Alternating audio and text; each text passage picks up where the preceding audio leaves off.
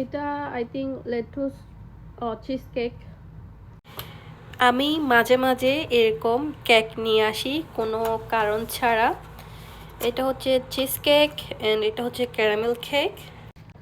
আপনারা ভিডিওতে অনেক সময় দেখেন যে আমি কেক খাই, এটা আসলে নতুন কিছু না। বিসমিল্লাহ। এখন হয়তো কেক, চিজ এই ধরনের খাবারগুলো খেতে ইচ্ছে করে, বাট একটা সময় গিয়ে এগুলো আর খেতে পারবো না, তাই এখন খেয়ে নিচ্ছি। এইটা I think lettuce cheese cake.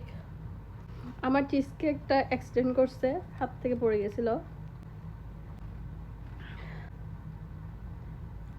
Yummy yummy.